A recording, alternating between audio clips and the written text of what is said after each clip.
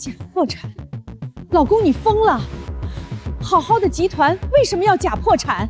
美华，咱们老了该退休了，集团得交给靠得住的孩子才长久。我就想拿这次假破产试探孩子们。没必要吧？咱们儿子浩然一毕业就在公司干，不挺合适的吗？你就偏心他吧。浩然能在公司当2年副总，不全靠我们俩给他托底吗？浩然这孩子毛躁，咱女儿陈默是上进有能力，经营的服装店红红火火的，可她就是不肯回公司啊。你要指望她继承家业，所以说啊，这公司我交到谁手里都不安心。建国，那你到底要干嘛？钱是照妖镜，落魄见真情。趁这次假破产，我倒要看看谁真心谁假意。周管家，你跟着我30年，家里家外最清楚。这次有件大事要你帮我办。陈总，您尽管吩咐。我要对外宣布宏达建材破产，你帮我盯着浩然和陈默。陈总放心，我一定办得滴水不漏。今天召集大家，宣布一件事：集团资金链彻底破裂，资不抵债，已经正式向法院提交破产清算申请。爸，怎么会突然破产？公司名下的资产呢？我和你妈，还有公司名下的资产，全都被查封了。爸，别墅也冻结了，那您和妈住哪儿？别墅被封了，我跟你妈现在没地方住了。浩然，你看能不能让我们到你那儿住段日子？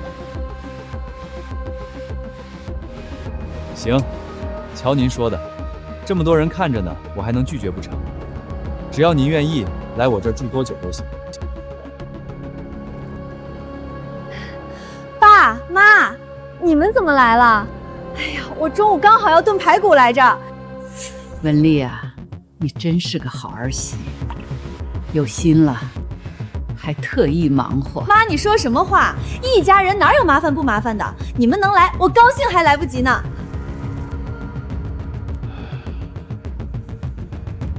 哎，爸妈怎么突然过来住？是不是又给咱们带什么好东西了？还是公司又有好处落你头上了？别想好事了，公司破产了，别墅全被查封了，他俩现在身无分文，来咱们家住一阵子。什么？破产了？你小点声，别被2楼都听见了。合着是2个拖油瓶上门了，我还以为来送钱呢。凭啥住咱们家，不住老二陈默家？我哪知道？不过他俩当了一辈子老板，说不定藏了私房钱没说。你机灵点，旁敲侧击探探底，能炸出来一点是一点。炸什么炸？住久了还得咱们养老呢。不行，得想办法赶紧把他俩弄去陈默那儿，别赖在咱们家。这不刚把2老接来吗？现在就赶走他们，传出去多丢人啊！老婆，你再忍2天。忍什么忍？我可不想伺候2个穷光蛋。都怪你，你当时就该推给老二。那么多员工看着呢，我能说不？传出去我还要不要脸了？先稳住他俩，慢慢想办法赶。爸妈，喝水。家里条件简陋，比不得别墅宽敞，你们凑合喝。哎，好，文丽你也坐，别忙活了。那好啊，妈，你就先把家里的地拖一下吧。文丽，你这是什么意思？文丽这2天心情不好，妈您多担待。这是知道我们俩破产了，就开始给脸色了。我就知道这俩人靠不住。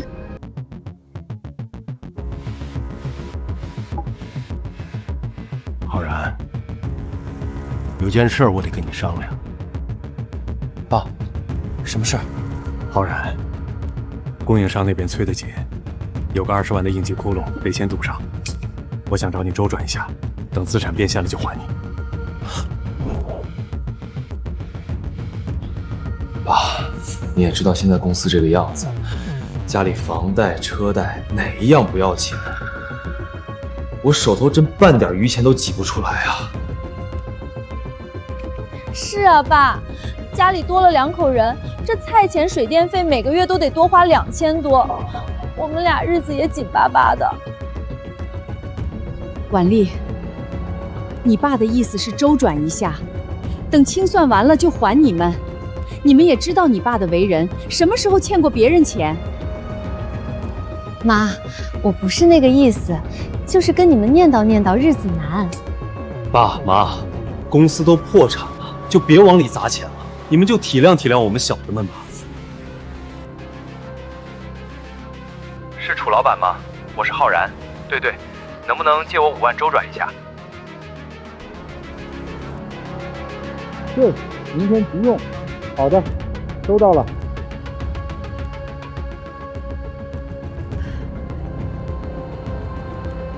老头子，你听，浩然他借钱呢。难道说？我就说，浩然心里还是有咱们的，表面上说着不行，晚上就偷偷找人借钱，怕咱俩发现。是我错怪浩然了，明天我找个机会给浩然道个歉。浩然，爸跟你说个事儿。张姐，您上次看中的那款限量手镯到货了，您要不要留？老公，就是我上次跟你说的那款手镯，终于到货了，今天要交尾款了，16.8万。老婆的事儿我都记得呢，本来差点儿，昨晚才给你凑齐。支付宝到账16.8万元。我就知道老公对我最好了，包起来吧，我一会儿就过去取。爸，你刚刚说什么事？什么？你昨晚借钱，不是为了平公司的账，就为了给你老婆送礼物？我什么时候要说平公司的账了？你这个败家子儿啊你！爸，你也太自作多情了。不是我说，公司现在就是个破窟窿，浩然不选择往公司里丢钱才是对的。爸妈，不是我不帮你，实在是家里开销大，您再想想别的办法。我先陪文丽取镯子，你们先歇着。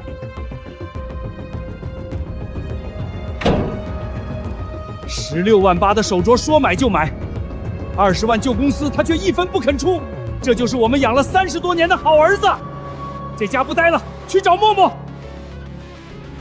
孩子他爸，别急着给默默打电话，咱们再看看呢，说不定就是咱要的太突然了呢，这可不是小事儿。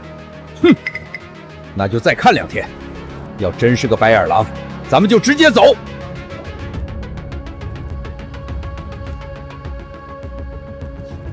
老婆，刚刚爸妈来电话了，响了一下就停了。爸妈不是刚去大哥家住吗？怎么突然打电话过来？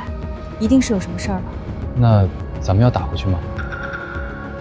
爸妈把电话挂了，应该就不希望我们打过去了。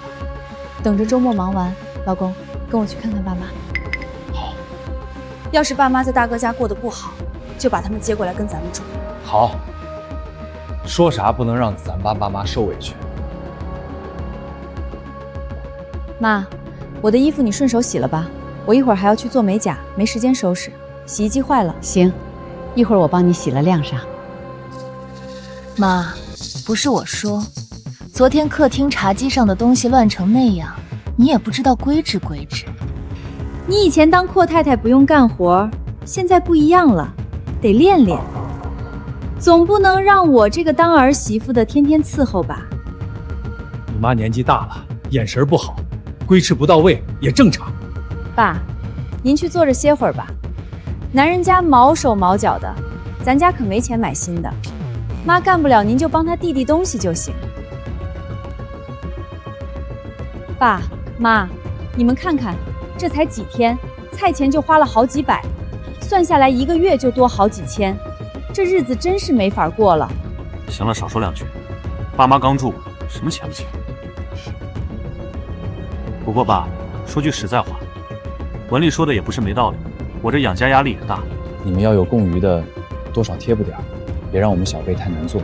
这是最后4200，法院只给留了这点生活费，我和你妈还要买药。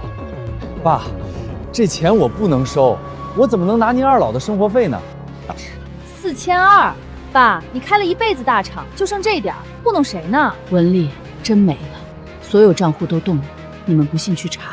行了行了，先歇着吧。真就1分钱都没剩。你爸当了一辈子老板，能半点后手都没给自己留。就算有后手，也是爸妈的棺材本，咱怎么能惦记这钱？楼下李阿姨家你们知道吧？她家老头退休前就是个厂长，上个月直接给儿子补了80万换大房子，真是疼孩子。人家老人有本事，能给孩子铺路，比不了。那可不，人家当厂长的都有这么多家底，爸当了一辈子董事长，家底肯定更厚吧。说起来也是可惜，爸当了一辈子董事长，到头来什么都没给儿子留下，反倒还要我们养。文丽，供应商暴雷，我们也被拖累了，那些年的钱全折在账上。你说这话是在怨我们没给你们留下什么？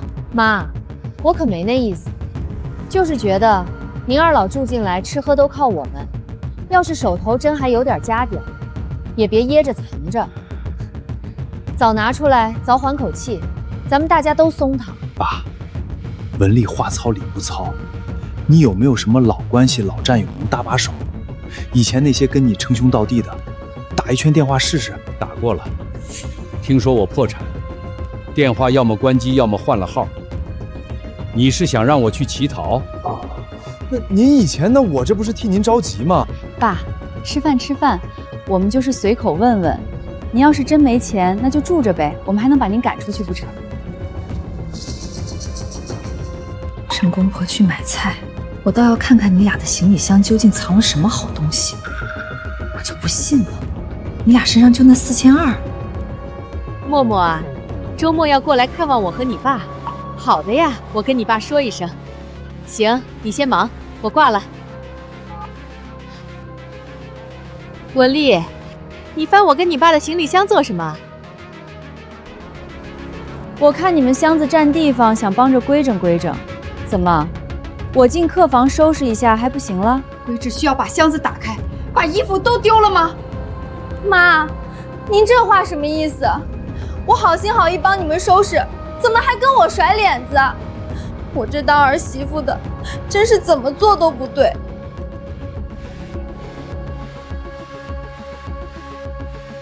文丽，私人物品没打招呼就翻，不合适吧？爸，我好心没好报是吧？你们天天在家待着，啥活不干，我收拾卫生还出错了，难不成我还能偷你们东西？哎，行了行了，爸，多大点事儿？文丽就是直性子，没坏心眼。压箱底的就几件旧衣服，这二老是真没油水可榨了。爸，你们别往心里去，安心。这叫什么事儿啊？住儿子家，连行李都要被翻。别急，戏还没演完呢。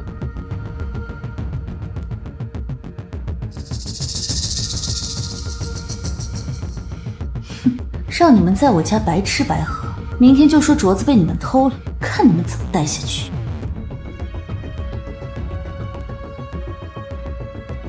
建国，你看，文丽把镯子放这儿了，难不成是文丽心里有愧，知道白天自己做的不对，把镯子给咱俩赔罪来了？那他怎么不敢光明正大来，非得偷偷摸摸的？年轻人脸皮子薄呗，白天刚闹完，不好意思这么快就认错，只能偷偷摸摸来。也有道理，那就再给他们俩一次机会吧，正好趁着默默来，一家人好好聚聚。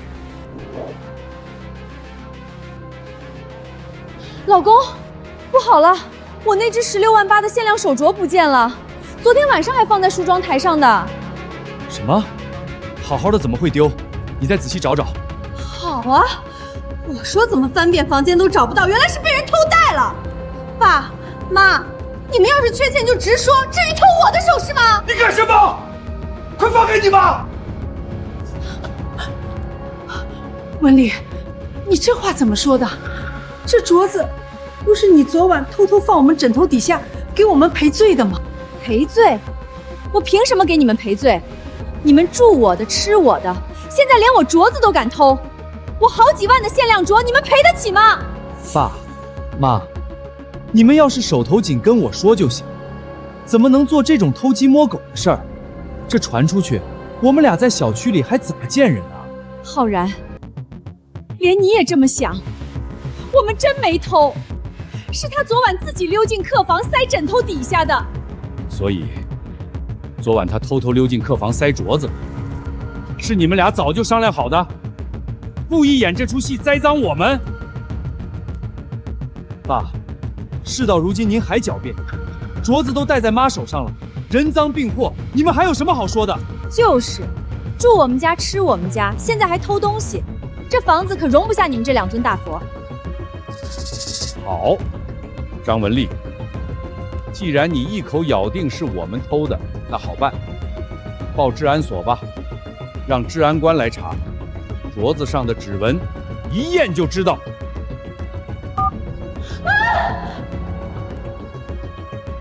爸，多大点事儿就报警，家丑不可外扬，传出去邻居笑话，我们脸上也不好看。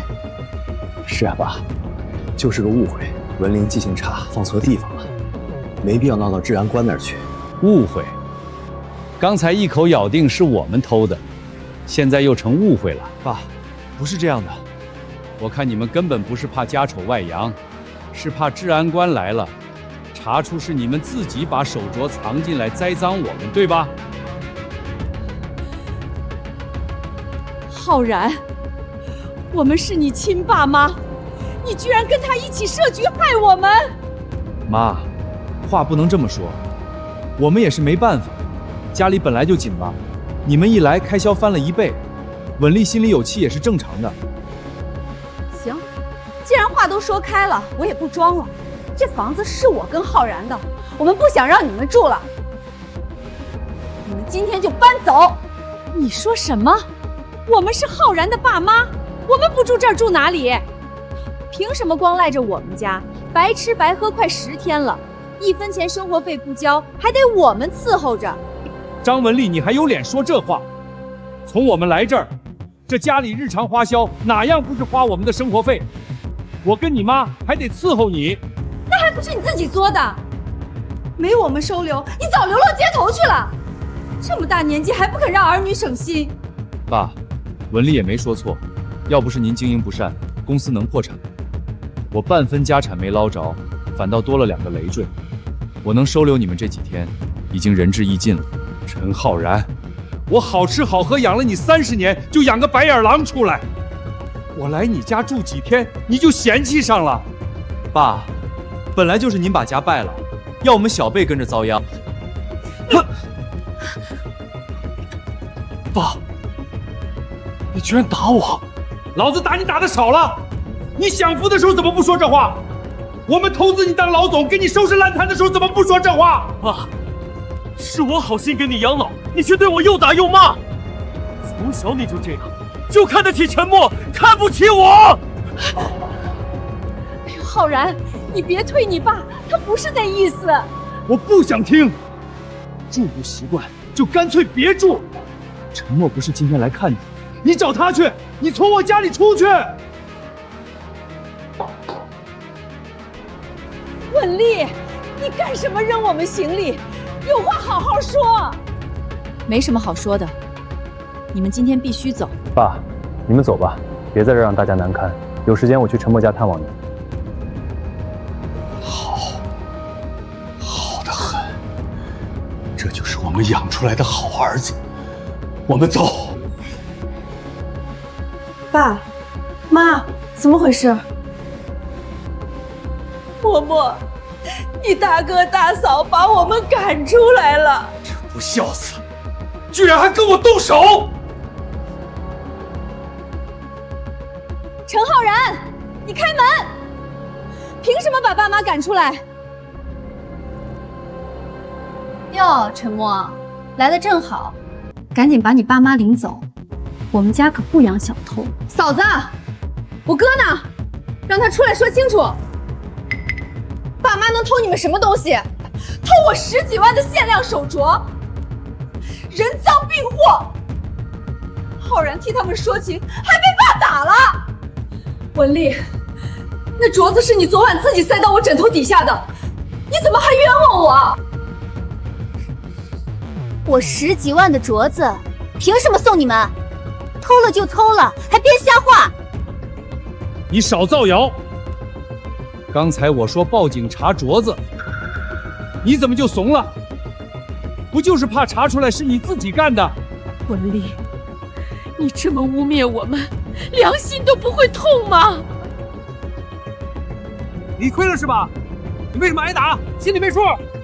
帮着媳妇儿栽赃你老子，现在躲着不敢出来。爸，我姑娘你是老人，不跟你计较，你还骂上了。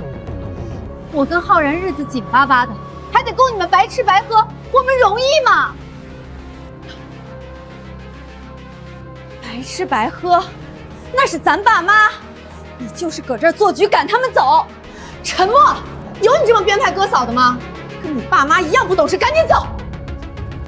嫂子，有话好好说，别跟默默动手。苏有林，这儿有你个外姓女婿插手的份儿吗？都给我滚！陈浩然，你别躲在里面不出声。今天不给爸妈个说法，我们不走。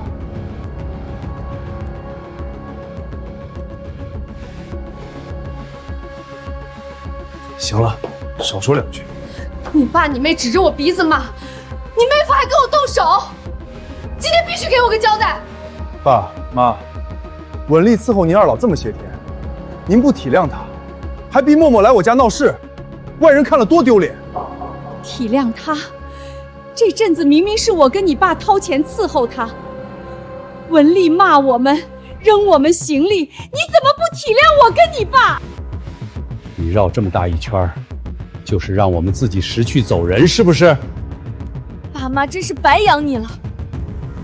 随你怎么说，哥扛不住了。你要是心疼爸妈，就接走他们。好，你不养我养。爸妈，跟我走。嘿呦，你们家养得起吗？别是奔着跟我们要赡养费来的吧？你把人赶出来，我接走，你还赖上我了？以为谁都跟你似的掉钱眼里？丑话说前头，你接回去中，往后隔3差5找我要赡养费，我可不认。爸妈供你读大学，娶媳妇儿，当副总，这些年你从爸妈手里捞了多少？现在连赡养费都不想出。现在跳出来接人，不就是想把爸妈攥手里，回头好给我讨钱？浩然，你妹妹不是图钱的孩子。你够了！默默来接我们，你还诬陷她。爸，您就偏心她吧，她一个嫁出去的闺女，接你们回去住，婆家能容她？不劳嫂子操心，我们家默默做主。倒是嫂子你，先学说说人话吧。记住你今天的话，爸妈你接走，往后二老的事你全权负责，别找我，也别指望我出赡养费。陈浩然，你个不孝子！张文丽，我陈家倒了8辈子霉才娶了你。哎呦，邻居们都听见了，婆家变着法骂我，我伺候公婆多半月，到头来成罪人了。行，不跟你争，爸妈你接走，有事别找我。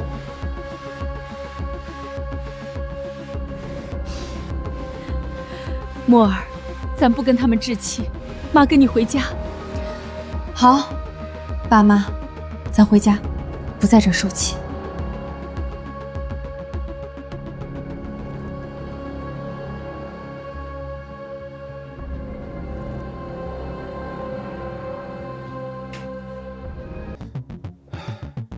默儿，妈跟你爸实在没地方去了，给你添麻烦了。妈，你说什么呢？我家就是你和爸的家，你们能来，我高兴还来不及呢。往后就在这儿安心住着，哪儿也不去了。默默，老公，帮我把主卧收拾出来，让爸妈住那间，向阳，暖和。好嘞。默默，主卧太大了，我跟你妈住客厅就行，我们俩凑合一晚上没事儿。爸，你跟妈都这么大年纪了，住客厅腰受不了。这主卧你们住，我跟有林在客厅打地铺。那怎么行？你们小两口也得休息好。爸，你就听我的，钱没了可以再赚，一家人平平安安在一起，比什么都强。还是女儿可靠，可比陈浩然强多了。公司托付给他，我放心。老婆，我刚算了一下，这个月房租、水电、物业加上爸妈住过来之后的日常开销，咱们手头的钱撑不了太久。服装店这个月流水也不行，客户少了很多。我那份工资固定，但也就够还房贷和车贷的，剩下这些缺口确实有点紧。听女婿这意思，是不想留我们呀？爸妈，有件事儿我想跟您二了说一下。难不成默默也想赶我们走？说吧，都是一家人，有什么不好开口的？爸，我的服装店这个月流水就5000出头，有林工资4000，扣掉房贷2800，水电燃气400多，再加上日常开销。我跟默默算了算，每个月收支缺口越来越大，长久下去很难维持。有林，是妈跟爸拖累你们了。妈，您别这么说，大家都是一家人。我跟有林把店里的旧款样衣低价出了好几批，勉强把这个月的缺口补上，但下个月还差不少。瞧这路数，和老大一样，是想跟我们哭穷要钱来的。爸妈，我跟有林商量好了，我准备在夜市多出个摊，卖点库存尾货补补收入。爸，我下班后去跑外卖，可能这段时间回来的晚，您二老别担心。墨儿回来了，怎么被淋成这样了？赶紧换身衣服。没事儿，妈，路过水果店看橘子新鲜，顺手买了点儿。这是爸的降压药，上次那瓶快吃完了吧？我怕断供，就补了2盒。妈先给你擦擦。瞧你这感冒了咋办？我知道你们关心我们，你也得顾好自己。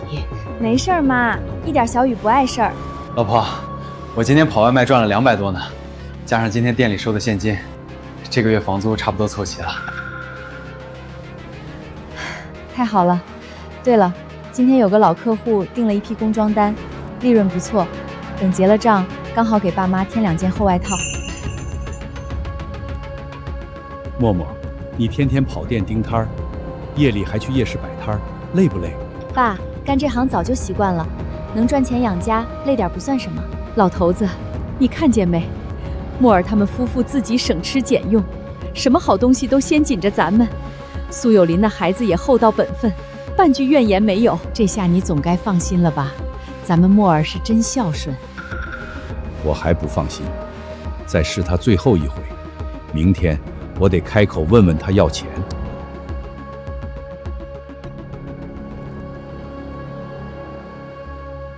默默，爸有件事要跟你说。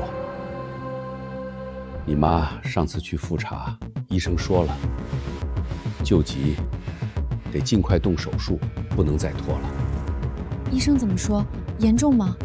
倒不是要命的病，但手术费还差8万块。爸名下所有资产全被法院冻结了，1分钱都取不出来。默默，爸知道你跟有林日子过得紧吧，但爸实在没别的路子了。你看，能不能先凑点钱应急？爸，8万块不是小数数目。爸知道，你跟有林刚交完房租，店里还要进货周转，处处都要花钱。实在为难的话，爸再想别的办法。爸，妈做手术要紧，钱的事儿我跟默默想想办法。有林，你别勉强，你们小两口刚把我们接回来，开销本来就大。爸，您别这么说，一家人有难处大家一起扛。爸，这钱我来想办法，您告诉我最晚什么时候要？这周5之前就得交住院押金。默默，你要是实在凑不齐，爸不怪你。爸，8万太多了，我跟有林没那么多钱，您让我们考虑考虑。老周核算过了，默默和有林手底下的余钱加起来，刚好能凑够这8万块，就看他愿不愿意了。建国，你看默默跟有林他俩每天早出晚归的，这都快11点了还不回家，咋回事啊？这是？我看啊，这小两口是故意躲着咱们呢，怕咱们要钱。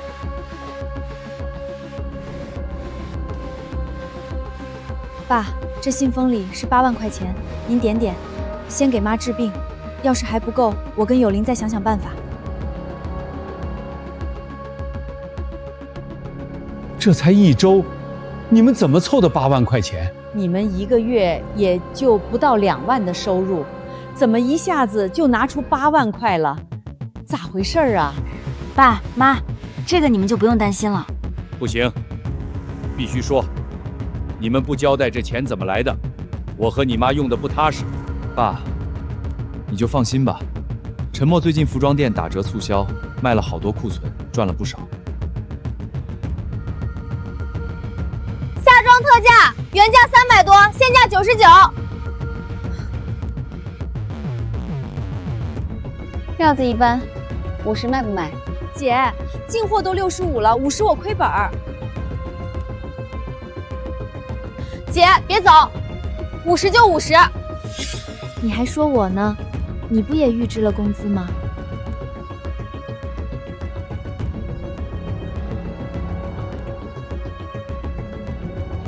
王主管，我想预支2个月的工资。小苏，公司没这先例呀，你怎么突然要预支这么多？家里老人疾病手术，实在没办法。我跟您保证，接下3个月我天天加班，把活补上。行吧，特殊情况我跟上面说说，你写个条子，月底前补签手续。谢谢王主管，麻烦您了。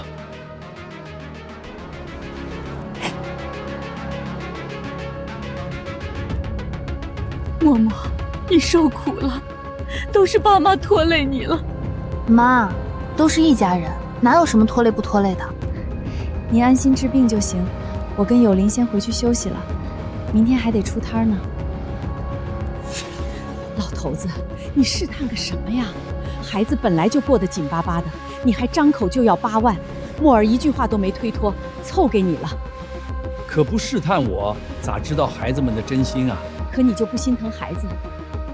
默默为了凑那8万块，服装店血亏；有林也是，为了凑钱，连工资都预支了。那现在试出来了，你满意了？满意了，我知道错了，你放心，我保证之后加倍补偿孩子们。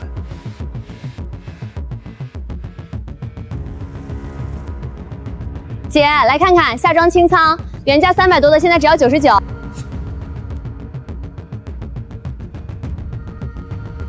浩然，这不是你妹妹陈默吗？都沦落到还摆上摊儿了。哟，这才把二老接回去几天啊，怎么就沦落到摆地摊儿了？浩然，你看咱们多明智，还好把2个吃白饭的送走了。你嘴巴放干净点，我养我爸妈关你什么事？摆地摊怎么了？人家这是演大孝女呢，还以为别人会夸她呢，实际都骂她傻呢。1分钱挣不着，还得倒贴。就是，那败家父母都破产了，可一把岁数，说不定啊，再过2月都瘫了，指不定还得往里打多少钱。陈浩然、张文丽，你们2个没良心的东西，吃爸妈用爸妈的，爸妈一破产就撇清关系，还重赏爸妈了。我们好心劝你，你还动上手了。二老1分钱没有，还一身的病，那不就是拖累吗？我们又没说错。爸妈生养咱们花了多少钱，费了多少心，咱们给爸妈养老天经地义。少跟我摆这些大道理，没钱你拿什么养？等你连饭都吃不上的时候，我看你还怎么装孝顺。就是，没钱的孝顺，那叫拖累爸妈跟着你受罪。我看你就是自己混得惨，拉二老当挡箭牌，还说叫上你哥了，总比你们俩把爹妈赶出门强。赶紧滚！我这不招待你们。行行行，我走。你好自为之啊，别到时候连地摊都摆不起了，还得回来求哥。老婆，我们走。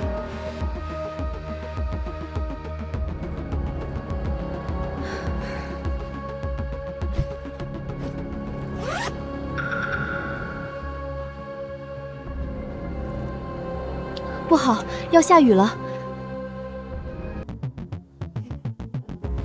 来这么快，别淋湿，这批货不能再赔了。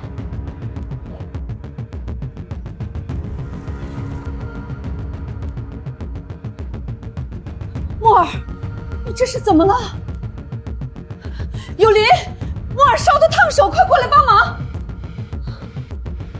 货、箱子，客户的单子还没做完，明天要交货的。默默，你烧成这样了，还管什么单子？我送你去医院。不能去医院花钱，我躺躺就好。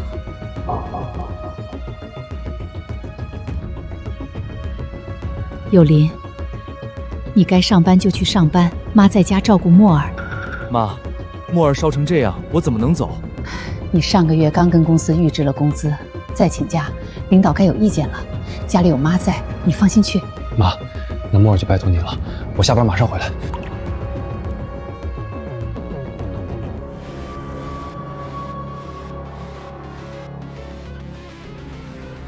你看看孩子都烧成什么样了，你非要试出什么了？你什么你？默儿为了凑你那8万块，天天跑夜市摆摊儿。今儿淋着雨抱着货跑回来，现在烧成这样，你满意了？不是，我也没想这样啊。默儿连句埋怨都没有，你还想怎么样？这孩子从小就不争不抢，懂事的让人心疼。你现在把他折腾成这样，这不是有浩然的前车之鉴吗？我不放心，才一直试探默默。等默默一好，我就宣布继承人，把集团交给他。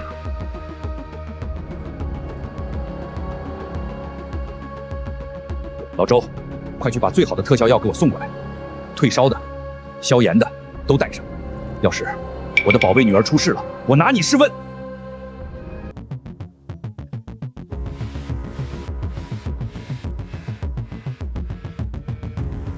董事长，人带到了。快，我女儿发高烧，烧得不省人事。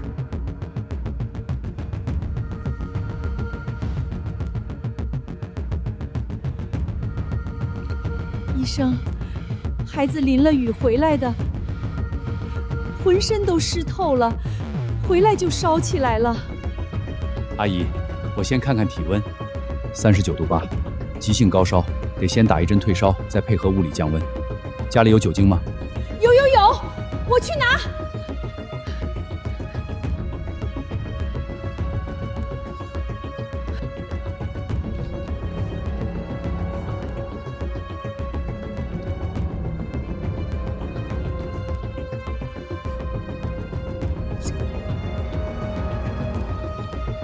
打了一针强效退烧，半小时内体温会降下来。今晚得有人守着，一旦体温反复超过39度，立刻送医院。好，我守着。董事长，有件事儿要跟您汇报。陈浩然把公司设备卖了捞钱，这是证据，我都带来了。默默为了给我凑钱都累病了。陈浩然这个不孝子把我赶出来，还有脸捞我的钱？陈浩然捞的那点都是小钱，等默默一好，就找他算账去。是。38度2，降下来了，今晚应该不会有太大问题。明天再吃2天药巩固一下。辛苦了。老周，送医生。退烧了，终于退烧了。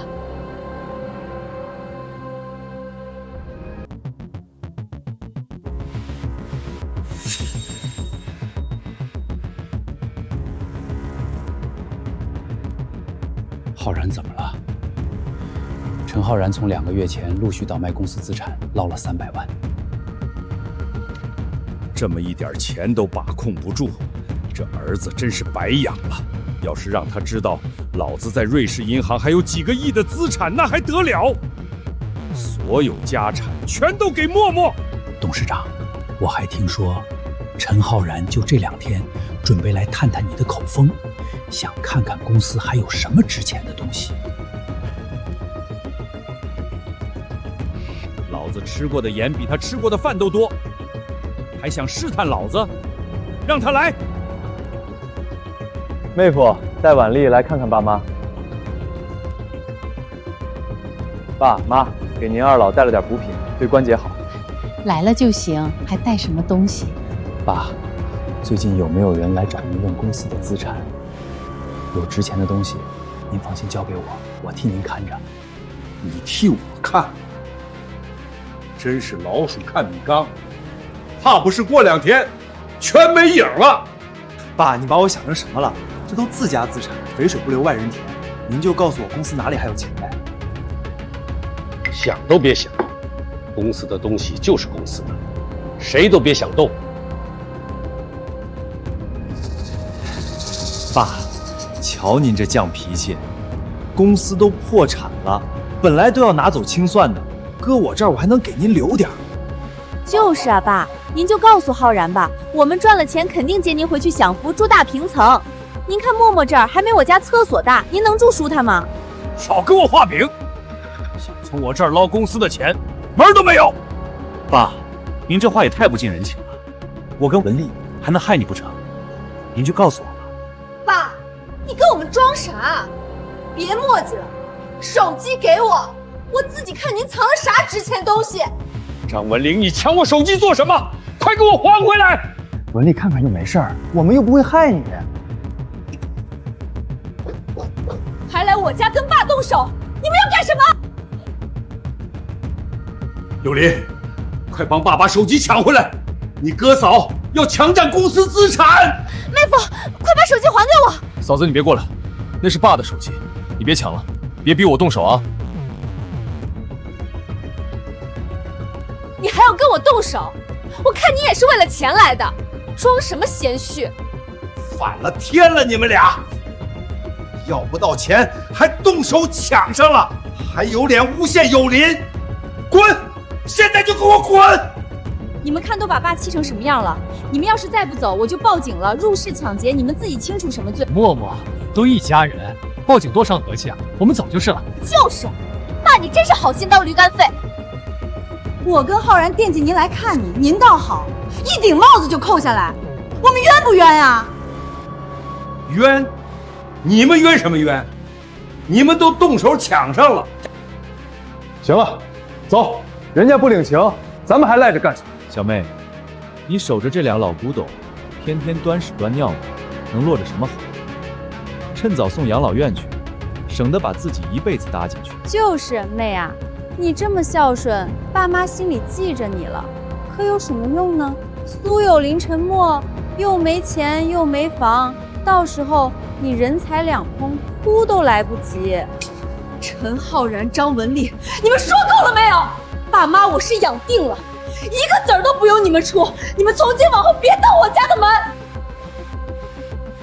爸妈，你们放心，不管大哥怎么说，我都不会送你们去养老院，这儿就是你们的家，你们想住多久住多久。对，我们给您2了养老。默儿、有林，妈这辈子没白活，亲生的儿子靠不住，你和女婿却把我跟你爸当个宝。默默，有林，你们有心了。老头子，收手吧，别试探了。默默这孩子你也看到了，对咱们的好事。不是了，默默确实值得托付，公司就交给默默吧。至于浩然，也该清算了。你要对浩然做什么？他倒卖公司设备，贪污公款这事儿板上钉钉的。不行，浩然再不是东西，也是咱亲生儿子。你想让他去坐牢？他已经成年了，结婚成家了，你还这么惯着他？他该为他做的事情付出代价。建国，就当再给他最后一次机会，让他自己收手，行不行？好，就一次，他若不回头，就别怪我不认这个儿子。周叔，给浩然那边放出新消息，就说公司的城东仓库还有批设备，价值500万。好的，董事长，你是想试探小陈总会不会私吞这批设备？对，如果浩然这次收手了，那就把事情在公司里解决；要是他还执迷不悟，就公开处理吧。老婆，我倒卖了公司城东仓库那批设备，又赚500万，可惜了。要是公司还没破产，说不定几个亿都随便捞。老公，还是你争气啊！刚好我看中一款名牌包，你快给我买！买！我们现在就去上城，整个店我都给你包了。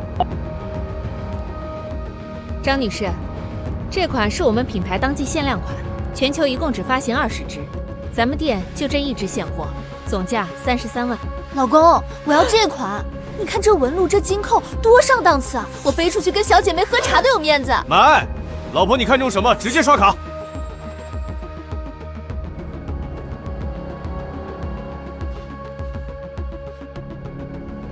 董事长，所有凭证都齐了，转账记录、签收单、中间人证词、消费记录环环相扣，这些证据足够让陈浩然全额返还所有赃款。我养了他30年，供他读书，给他买房，给他娶媳妇，给他铺路当副总，到头来就养出这么个白眼狼。董事长，接下来您想怎么处理？你准备好证据，再出一份继承协议给默默，明天晚上就在默默家办个家宴，你带着材料一起来。董事长，您这是要把所有的家产都给陈默小姐吗？对，明晚家宴我会宣布继承人，顺便清理门户。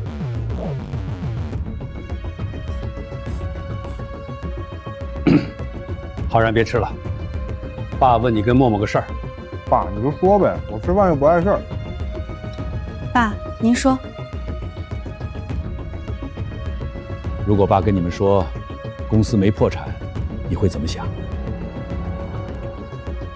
爸，你也没喝酒啊，别做梦了，公司都破产了，要不您吃点，饿糊涂了吧？哥，你少说2句。爸，没破产当然好啊，你就不用这么辛苦了。默默，爸再问你个事儿。爸，您说。如果爸把公司交给你，让你管，你能管好吗？爸，我不了解公司，我不是那块料。爸，这不对吧？就算公司还在，那也得先让我管，我都当2年副总了，业务这块我熟啊。什么东西？当了2年副总，公司在你身上赔了2000万，现在还倒卖公司资产，我给谁都不会给你。反正公司都破产负债了，你求着我要我都不要。你找陈默那个冤大头去，我可不想跟你填窟窿还债。好，陈浩然，你说这话你可别后悔，公司1分钱都不会给你。爸，你说这话什么意思？难不成公司真没破产？是的，宏达建材集团自始至终从未破产。爸，你是受不了破产的打击失心疯了吧？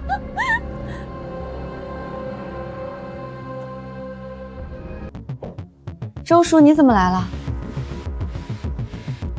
陈默小姐，我来给您送股权转让协议书。啊？什么协议书？周叔，我爸的公司真没破产。陈总，是的，不仅如此，集团旗下3000亿的全部资产都将转让给陈默小姐。凭什么？公司有这么多钱，凭什么不给我？就凭我要陈默做我的继承人。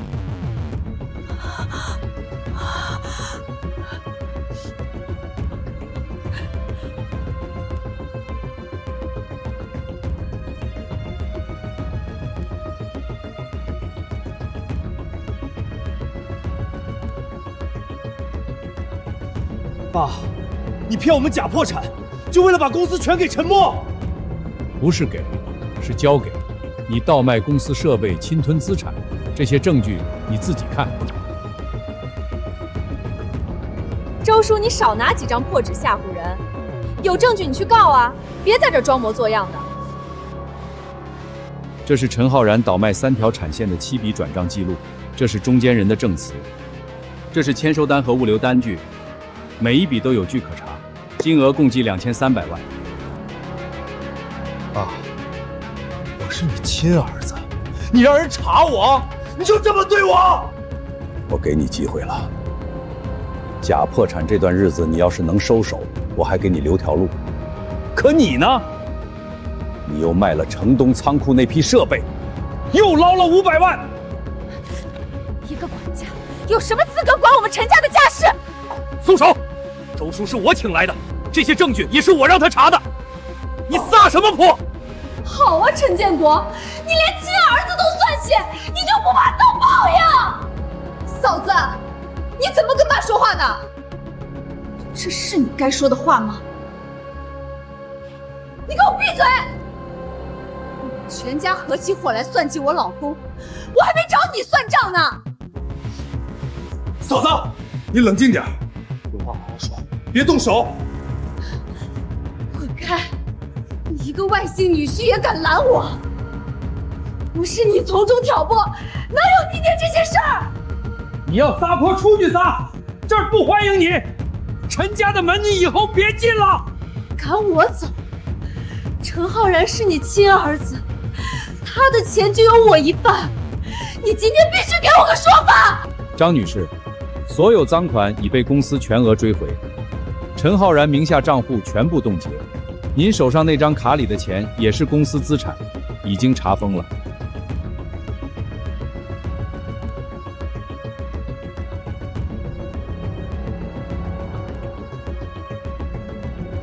陈浩然，钱呢？卡里怎么只剩几百块了？你不是说都安排好了吗？你别闹了行不行？我也没想到周叔会查得这么细。我闹？当初是谁拍胸脯说万无一失的？说老头子不会计较，现在全完了，你让我别闹。浩然，我给你2条路：第一，你把吞进去的钱全部吐出来，主动辞职，这事儿我不往外递。第2条呢？我把东西交出去，你自己想后果。你倒卖公司资产，职务侵占，加起来够你进去蹲好几年。爸，你不能这么绝情，我可是你亲儿子，你真要把我送进去？我给过你机会了。假破产这段时间，你在你妈面前怎么说的？你说我是累赘，是拖油瓶，恨不得把我们扫地出门。这些话我都记着。爸，要不再给他一次机会？默默，你别替他求情，他走到今天这一步，都是他自己作的，怪不得别人。你花的那部分也得还。浩然转给你的每一笔钱，周叔都记着账，买包、买首饰、买衣服，一笔一笔清清楚楚。你不是说天衣无缝吗？你不是说老头子查不到吗？你倒是说话呀！我哪知道周叔一直在盯着我，我要知道能被查出来，我也不会干。陈总，从您第一次倒卖那批机器开始，董事长就让我留意了，前后一共7笔，2300万，每一笔都有凭证。爸，我选第1条，我还钱，我辞职，你别把我送进去，钱我会想办法还清。好，明天你到公司办离职手续，赃款必须全退，退不完的以后慢慢还，1分不能少。周叔会盯着你。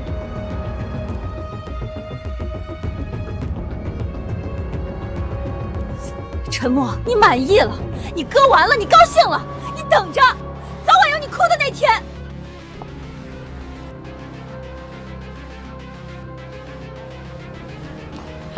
陈浩然，你就是个废物！2000多万，你连藏都不会藏，还被你爸查得底朝天！你少在这儿马后炮！当初我说倒卖设备的时候，是谁举双手赞成的？是谁说趁老头子破产捞一笔的？我让你去捞，我没让你蠢到被人抓住把柄。你看看你找的那些中间人，一个个都是什么货色！买的30多万的包，你花的比谁都快。刷卡的时候你怎么不说我蠢？我花你几个钱怎么了？我是你老婆，你自己没本事守住钱，还怪到我头上来了。要不是你天天逼着我搞钱，说这个不够花，那个不够用，我能走到这一步？我好好当我的副总，1年100来万不够你花的。100来万，你养得起我吗？我小姐妹随便买个包就10几万，我跟着你吃糠咽菜还得感恩戴德。吃糠咽菜，你摸着良心说，我亏待过你没有？房子、车子、包包、首饰，你要什么我没给你买？那是你应该的。我嫁给你图什么？不就图个衣食无忧吗？现在倒好，钱没了，车房也要被收走，我还倒欠60万。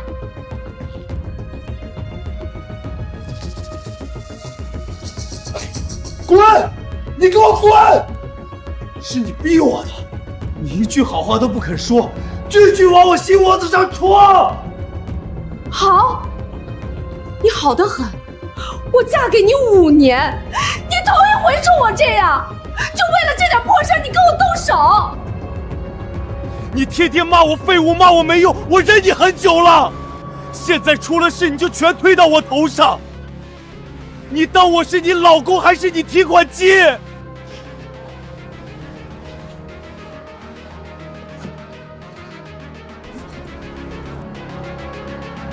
你干嘛去？大半夜的你上哪儿去？我回娘家，这破地方我1天都待不下去了，跟着你只有受罪的份儿。你走了我怎么办？那些债我一个人扛，就不管我了。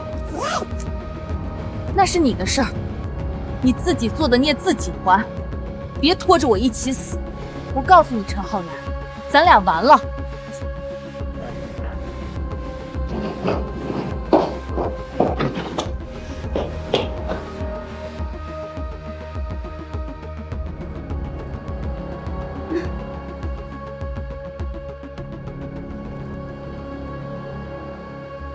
陈副总，这是您这个月的工资结算，按合同规定发放的。就这些，我干了2年，离职就这么点儿。公司规定主动离职只发基本工资，您签字之前已经确认过了，不好意思，我也没办法。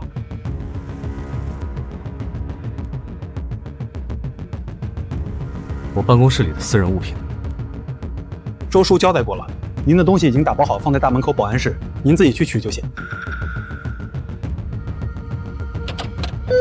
喂。你好，我是陈浩然，我的卡怎么全被冻结了？陈先生您好，您名下的账户因涉及公司资产纠纷已被申请司法冻结，具体解冻时间请您自行查询。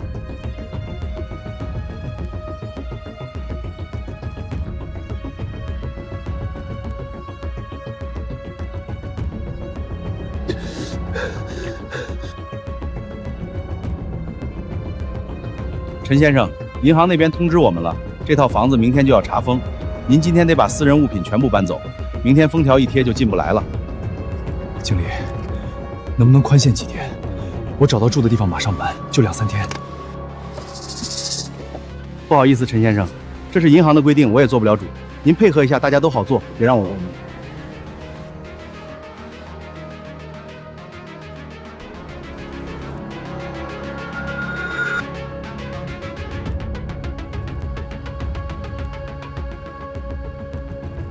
文丽，你怎么回来了？拖个箱子，这是要干嘛？妈，我回来住几天，我跟陈浩然闹翻了，没地方去。怎么突然回来了？跟浩然吵架了？这么大个人了，还动不动往娘家跑？爸，别提了。陈浩然那个废物把家底全败光了，我还倒欠了一屁股债。什么意思？什么叫败光了？你把话说清楚。他倒卖公司设备被他爸查出来了，钱全被追回去了，车房也被银行收了，我现在1分钱都没有了。哎呦我的天！我就说那个陈浩然靠不住，当初让你别嫁你不听，现在好了吧？那你回来打算住多久？长住还是短住？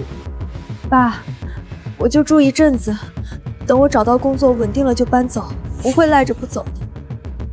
文丽，不是爸不让你住，你弟下个月结婚，新房还在装修，你弟媳也要搬过来住，家里本来就挤，实在住不下你。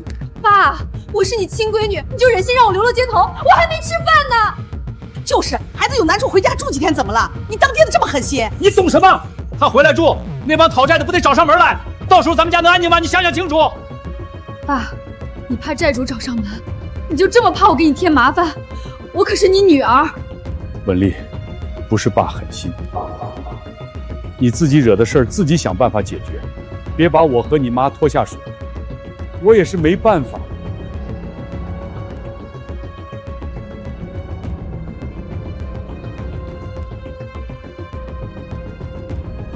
陈浩然，我们知道你在里面，欠我们的120万什么时候还？别装死，你1米9钱就没事了。要是不出来，我们天天来，看你等到什么时候。欠供应商尾款68万，员工补偿金52万，一共120万。房子车子没了，存款全被冻结了，信用卡也被停了，1分钱都没有了，拿什么还？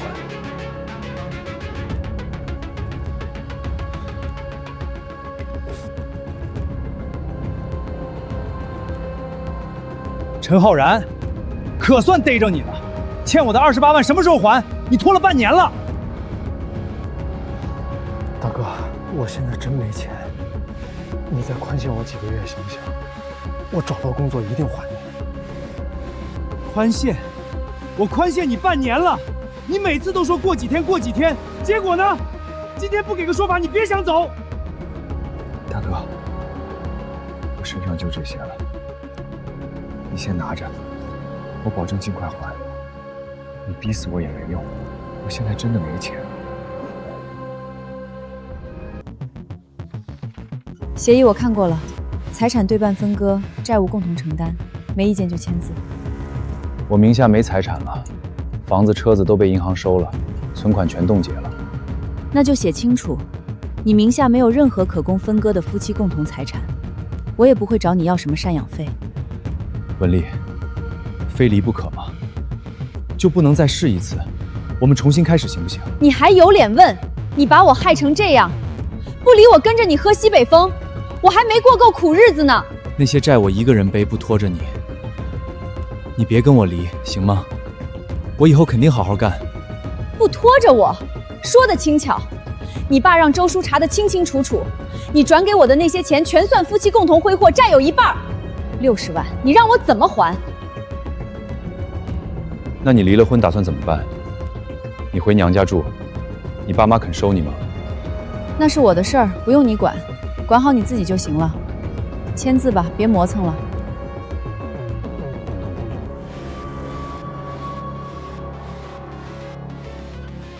明天上午9点，民政局门口见，别迟到，我不想等你。文丽，你哪来的钱住酒店？你卡不是也被冻结了吗？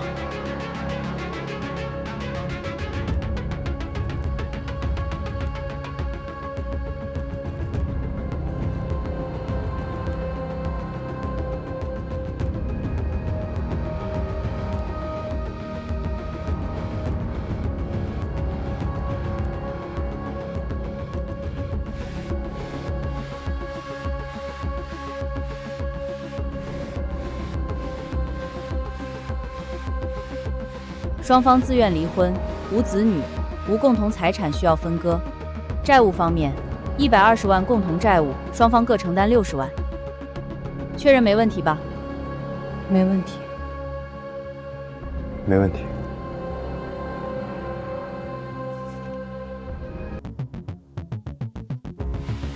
从今天起，你们解除婚姻关系，这是你们的离婚证，请收好。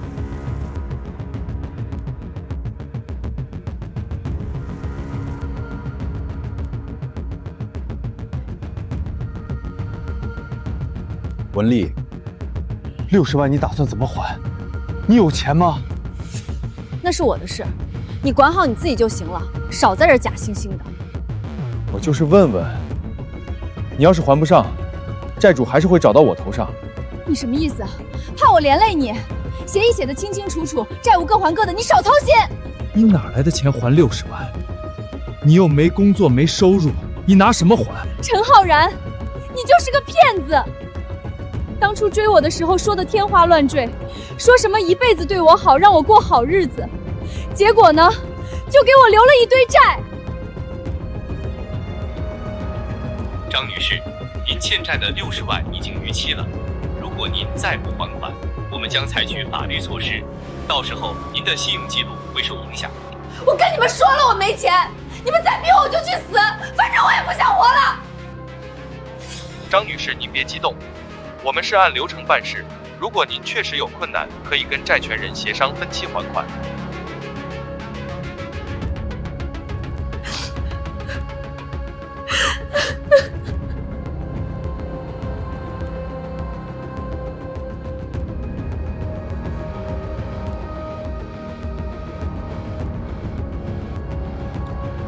丽丽，你能不能借我点钱？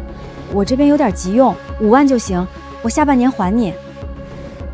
文丽啊，不是我不帮你，我老公最近刚投资了一个项目，手头也紧，你找别人问问吧。王姐，我是文丽，你能借我5万吗？我下个月就还你，利息照给。文丽，我听说你跟陈浩然离婚了。哎呀，我跟你说，不是我不借你，我们家那位知道了该不高兴了，你自己多保重啊。以前跟我陈姐倒妹的，现在全拖着我走，一个两个都这样，陈浩然，你害死我了！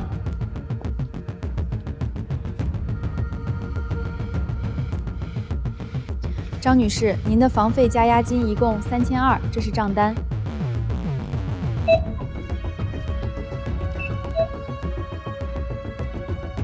我现金补给你。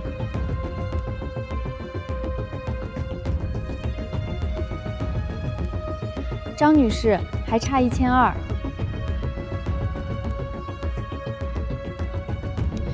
这条项链买的时候18000，先压你这儿，我回头拿钱来赎，你别给我弄丢了。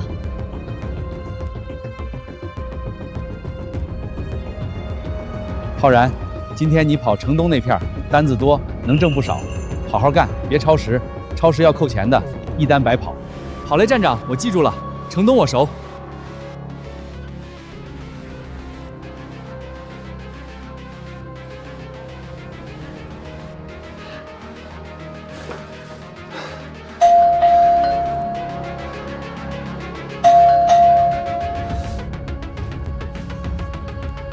你好，我是外卖骑手，您的外卖已经到了，您在家吗？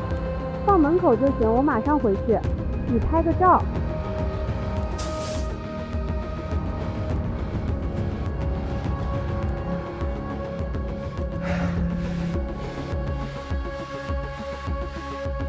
1小时13块。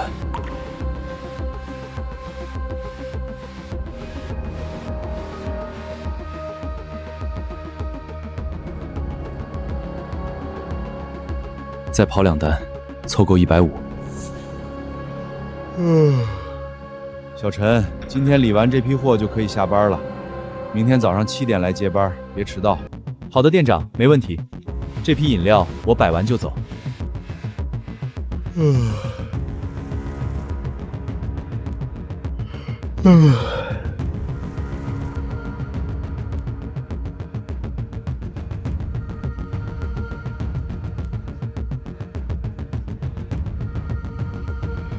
外卖放桌上就行。哎，你是不是那个宏达建材的那个副总，叫陈浩然是吧？您认错人了。不可能！我在酒会上见过你，去年还跟你爸喝过酒呢。你怎么跑这儿送外卖来了？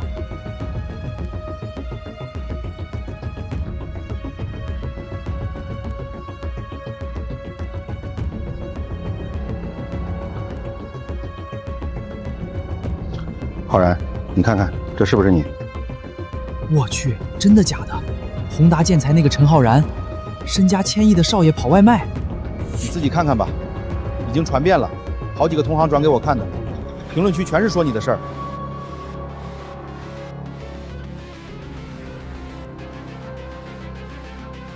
你去哪儿？下午的单子还跑不跑了？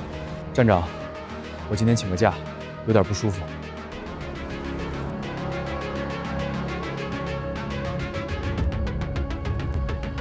这不是宏达那个败家仔人吗？听说倒卖公司设备被扫地出门了，活该！他爸可是陈建国，1000亿身价，儿子跑外卖，这落差也太大了吧？自己作死能怪谁？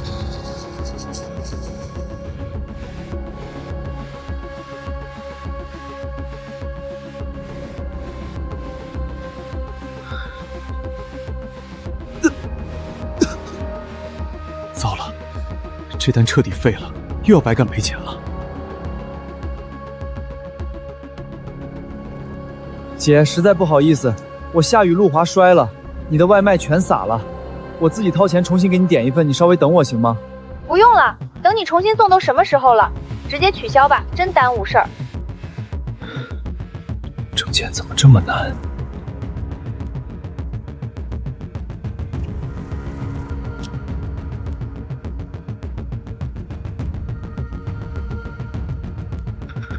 赔完这单，今天又白干。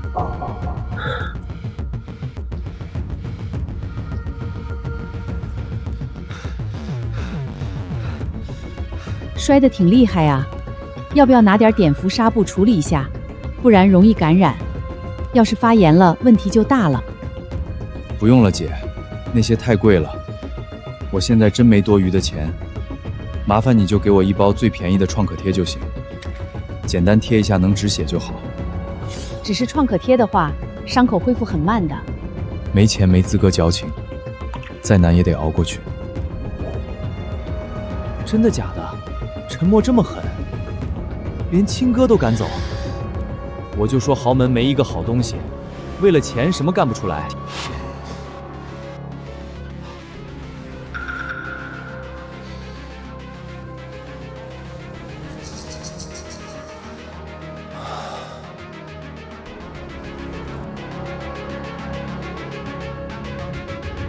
婉丽，你这是在做什么？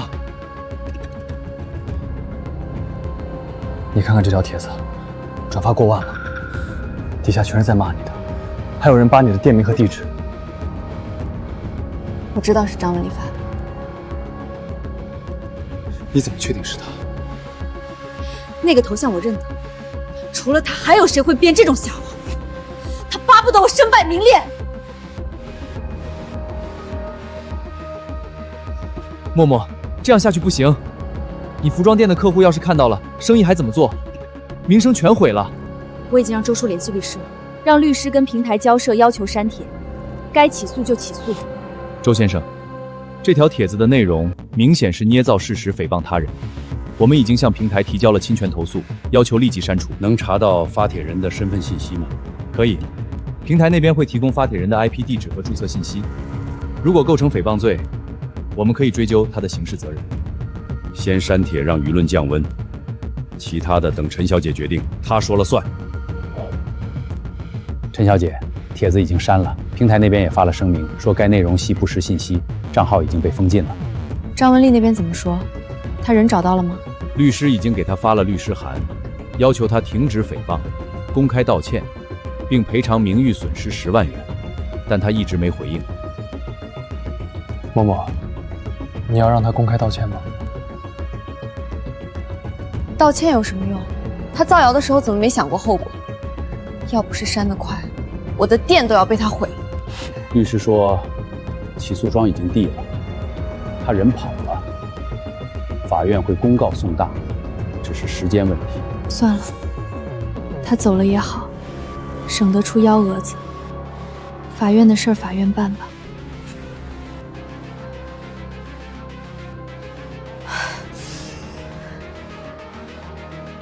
张文丽女士您好，我是宏达建材集团的代理律师。您在网上发布的诽谤信息已经对我方当事人员陈默女士的名誉造成了严重损害。你们想怎么样？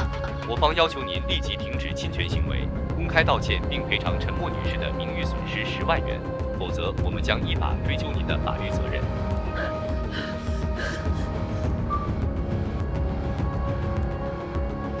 就是他在网上造谣说小公子霸占家产，结果人家是正规继承，他胡编乱造。我看了那个帖子，编的也太离谱了，被人家律师找上门了吧，活该。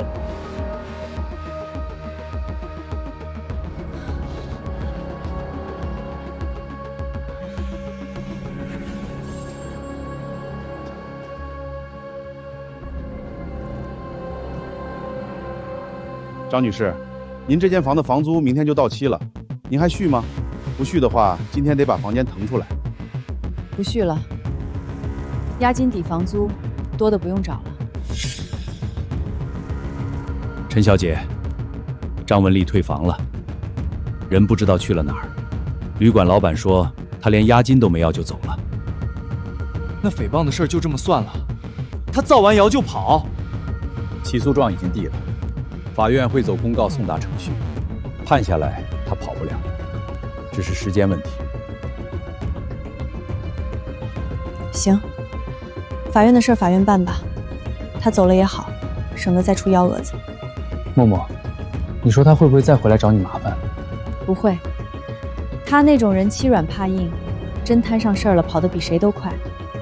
他欠了一屁股债，在这个地方待不下去了。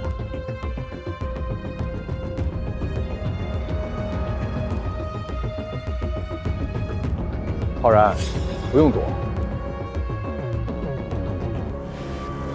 周叔，这段时间我偶尔能看到你，踏踏实实干活，比以前安稳多了。都是我自己作的，没什么好说的。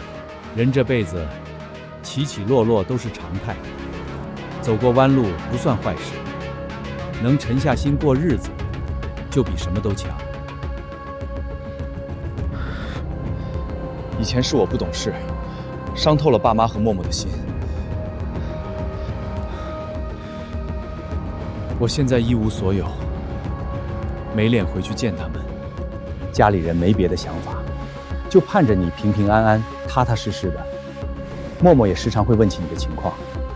默默，他还好吗？挺好的，日子安稳，人也沉稳了。我不配让他惦记，吃过苦才懂珍惜。你现在的状态就是最好的改变，不用急，慢慢来。我知道叔，我现在就想好好挣钱，踏实过日子。好好过日子，家里的门一直都在。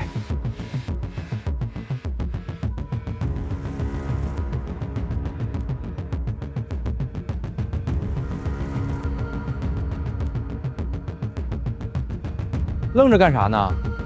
刚才跟谁聊天呢？一脸心事重重的样子。一个以前认识的长辈聊了两句，看你这样子，是不是又想起以前的事儿了？我看你天天闷头干活，从来不扎堆，心里藏事太多了。没什么，就是有人劝我回家。回家多好啊，在外打工再累，有家兜底，心里也踏实。你看我们，想回家回不去呢。我跟你们不一样，我是自己把家做没的。那更简单，慢慢弥补就完了。你看我们站点那个老赵，以前也是开公司的，亏了800万，跑了几年外卖，去年刚把债还清，现在人家照样过日子。老赵，就那个天天哼歌的，就是他。人家说了，日子是往前过的，不是往后看的。人谁不犯错？改了，踏实了，家人早晚能原谅。光自己纠结没用。你说的对，与其内耗，不如好好做事。赶紧接单干活，挣到钱，稳住自己，比啥都强。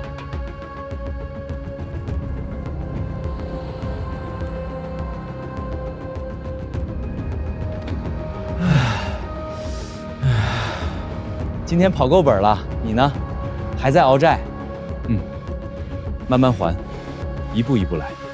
其实你条件不差，只要稳住心性，好好干，很快就能翻身。别总跟自己较劲。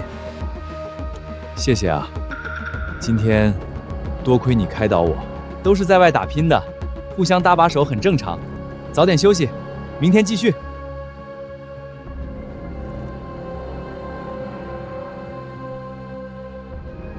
你今天状态不对劲，一直走神。没有，就是处理公事有点累。别瞒我，刚才审核文件连续出错，心思根本不在工作上，是不是知道周叔碰见浩然的事了？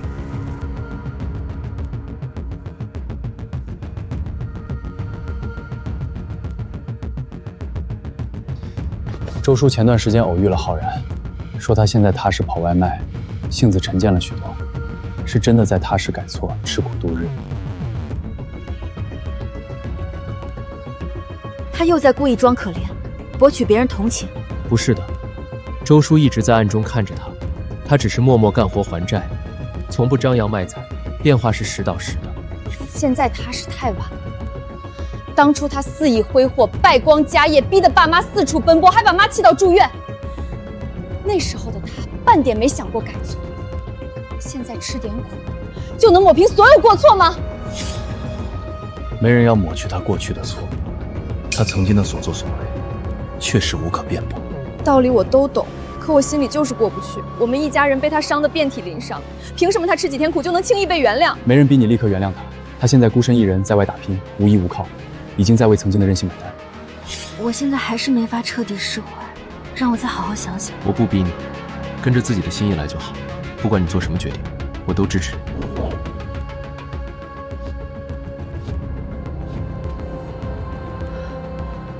怎么有点头晕？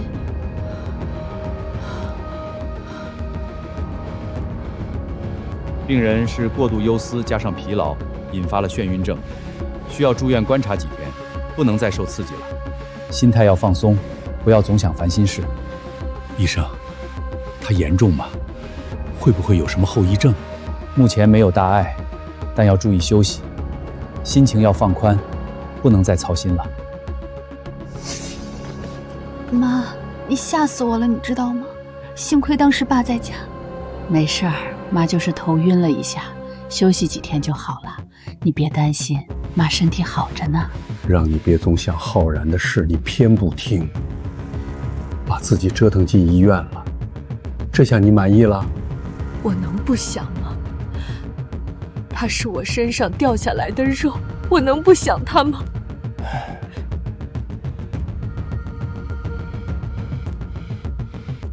家属探视时段早就过了，你是哪间病房的家属？我不进去，就在这站一会儿，不打扰病人休息。走廊夜里凉，站久了容易着凉，实在要看等天亮再来。我等会儿就走，麻烦您不用管我。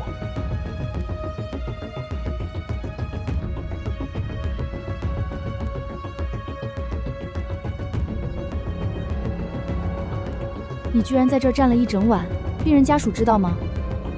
不用通知，天亮我就离开。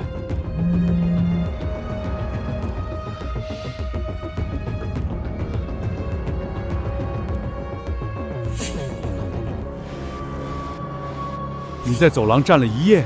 爸，我只是想来看看妈，没敢进门打扰。你妈一早就在念叨你，进去说几句话吧，我去楼下买早饭。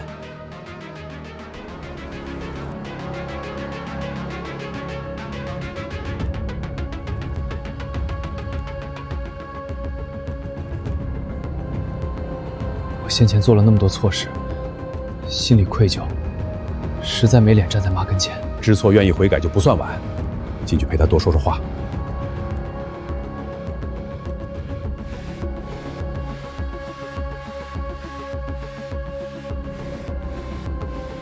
浩然，你怎么过来了？外头天凉，身上这件薄外套挡不住冷风。凌晨送完订单，顺路绕到医院，就是想来瞧一眼您身体恢复的怎么样。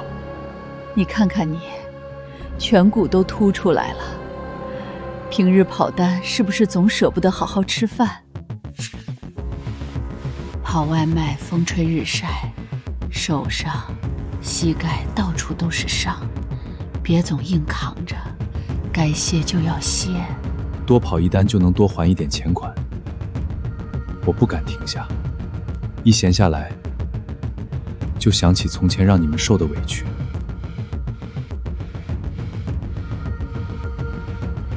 默默，你看，你哥特意一大早过来陪我说话。粥熬好了，趁热喝。我先在外面等一会儿，你们母子慢慢聊。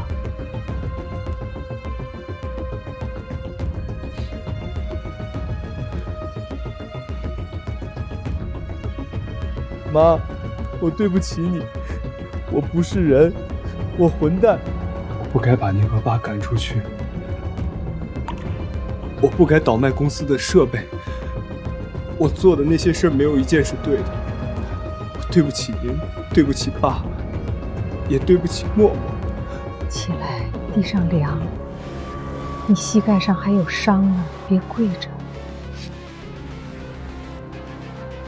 妈，您打我骂我都行，您别憋着。您骂我几句，我心里还好受点。我骂你有什么用？骂你几句，你能变回从前那个浩然吗？能让你重新来过吗？你知不知道，妈每天睡不着觉，想的都是你，怕你在外面吃不饱穿不暖，怕你被人欺负，怕你想不开。妈，我知道错了，我真的知道错了，这次跟以前不一样。你每次都说知道错了，从小到大惹了祸就说这句话，然后过几天又犯。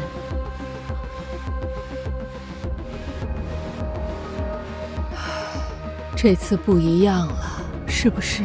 不一样，真的不一样了。我送外卖摔了跤，膝盖磕破了，爬起来继续跑。我一天干16个小时，就想把债还了，重新做人。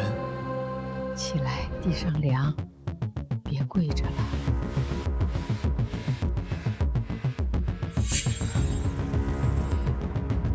妈，我带了粥来，您趁热喝，我熬了一早上的。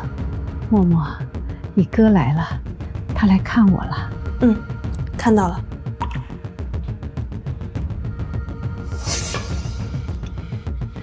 默默，你坐下歇会儿。我站会儿就行，不累。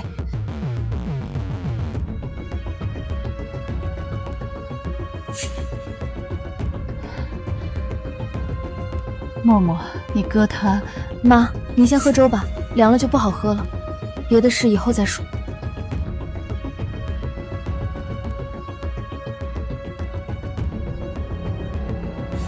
你吃饭了吗？吃过了，早上在路边买了2个包子。那你先回去吧，妈这里我照顾就行，你不用一直在这守着。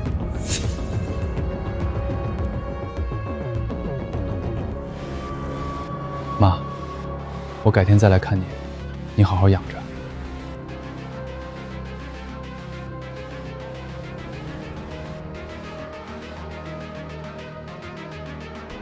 来了，来看妈的。来看看她，一会儿就走，还得跑单。外面降温了，你穿这点够吗？别冻感冒了。够的，跑起来不冷，一身的汗。穿上，别冻着。你要是病了，妈又该担心了。这是默默让你给我的。他没让我说，是我自己拿的，你拿着穿就行，别问那么多。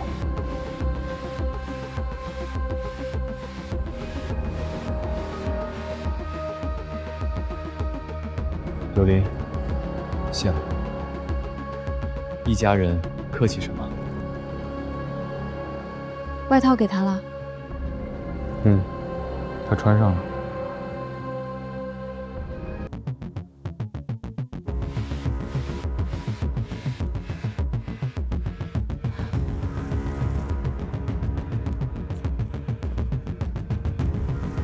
妈，今天感觉怎么样了？好点了吗？好多了，你哥喂我喝了半碗粥了，味道不错。你来照顾妈吧，我去跑单了，下午单子多。等等，你自己也记得吃饭，别光顾着跑单。默默，你哥变了不少。是变了一些。他瘦了一大圈，手上的茧子比以前厚多了，干的都是苦力活，以前哪干过这些？他自己选的这条路，怪不得别人。他知道错了，你别一直不给他好脸看，他是你亲哥。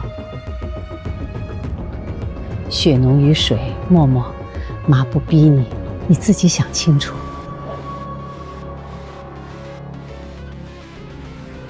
站在外头晃悠什么？直接进来，又不会赶你走。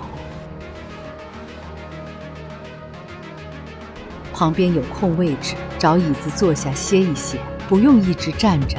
不用麻烦，站片刻我就要回仓库干活，一点不累。2只手都递过来，我有话跟你们讲。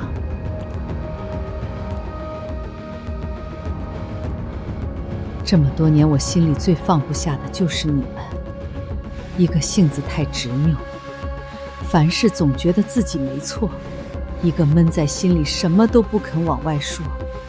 默默，这么久过去，喊一声哥有这么难吗？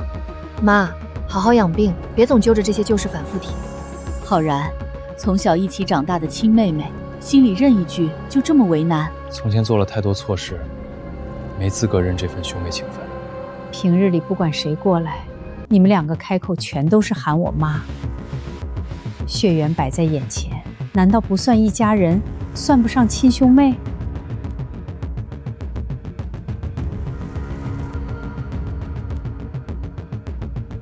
我不会逼着你们现在就和好如初，心里的疙瘩慢慢平复就好。只要心里还认彼此，就没有跨不过去的难关。哥，怎么了？你回家住吧。你说什么？我没听清楚。我说你回家住，别住那个破出租屋了，又潮又冷的，连个像样的暖气都没有。我没脸回去。从前做下一堆错事，我没脸踏进那个门。那就不住家里，公司仓库有个值班室，带卫生间有空调，你先住那儿，比你现在那破单间强多了。默默，你不怕我再害你？你不怕我再干出什么混账事儿？怕。但爸说了，做人要给人留活路。你是我哥，这条路我给你留。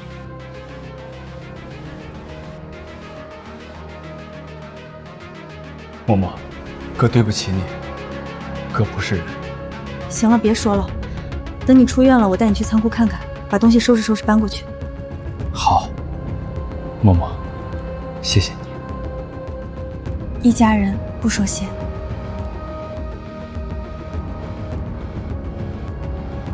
陈小姐，李主管，这是我哥，他从今天开始在你这儿当仓库理货员，你安排一下。陈小姐，这不太合适吧？小陈总以前是副总，来仓库干活是不是有点……有什么不合适的？他按规矩入职，该干什么干什么，你不用特殊照顾，跟普通员工一样。李主管您好，以后多关照，您就当我是个普通员工，该骂骂该说说。月薪3500，试用期3个月，早上7点半上班，下午5点半下班，中午休息1个小时。仓库的活不轻松，你干得了吗？干得了，我以前就是没干过苦活，现在正好补上。行，你先去换工服，然后我让人带你熟悉一下仓库的布局和货品位置。哎，那不是陈副总吗？怎么来仓库干活了？听说被赶出公司了，现在回来当理货员，1个月3500，跟他以前的工资比零头都不到。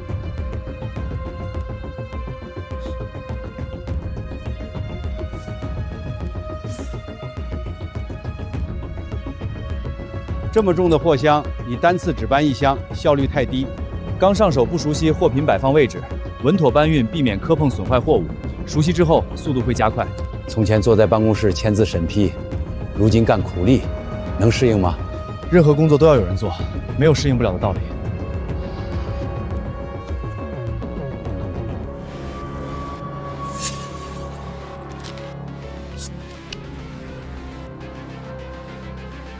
今日货品还有2排没有盘，午休可以少睡会儿，赶进度。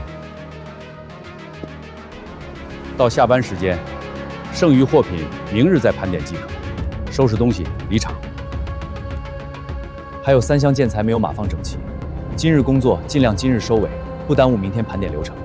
仓库没有强制加班规定，不必给自己增加负担。早整理完毕，明天入库新货才有充足摆放空间，避免货品堆积混乱。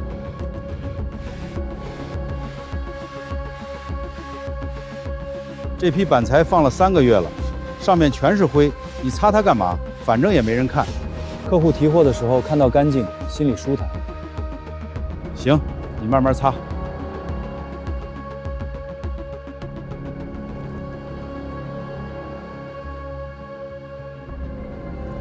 听动静，仓库门口积水漫进来了，咱俩得赶紧过去堵水。排水口白天堆积了落叶，肯定堵死了。先去储物区搬防汛沙袋。水流势头太猛，单层沙袋挡不住，得多叠几层加高。我去角落多搬几袋，你先压住门边。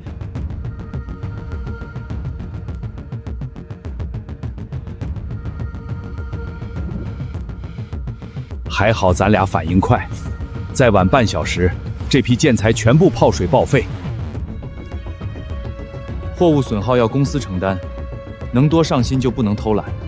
我拿拖把扫积水，你把低层货物全部转移到高层货架。好，分开干活，效率快。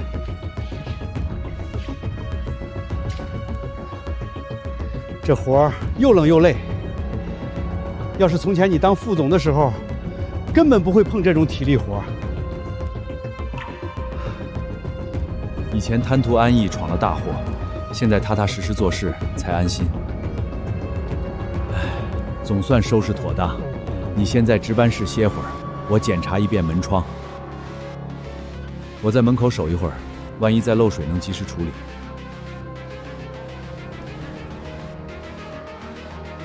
凌晨路过，看见仓库大门敞开，你通宵守在这里。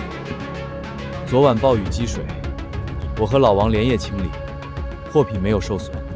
我进仓看了一圈，货架地面干干净净，真是辛苦了。分内工作罢了，不用特意挂在心上。回值班室换干衣服，别着凉生病。等确认一遍货架稳固，我马上换衣服休息。身体才是最要紧的，别硬撑。饺子馅料、猪肉白菜调好了，你给浩然发条消息，喊他晚上回家吃饭。他仓库每日下班很晚，会不会看到消息已经错过饭点？消息提前发，他看到能提早收工过来。饺子多包一部分，不怕剩下。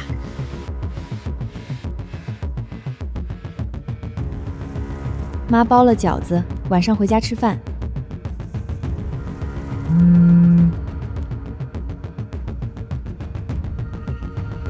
妈特意包饺子喊我回去，不能让老人白等。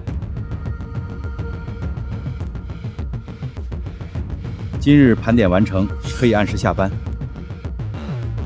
麻烦您核对最后一页库存登记。我今日提前半小时离岗回家，家中有事尽管先走，明日正常到岗即可。谢谢。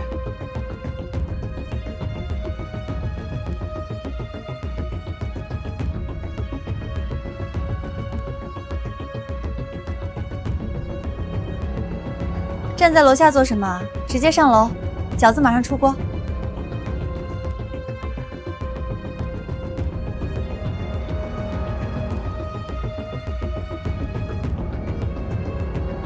站着干什么？赶紧做。我就不做了，简单吃2口我就走。特意喊你回来吃饭，饺子包多了，没人吃也是浪费，别拘束。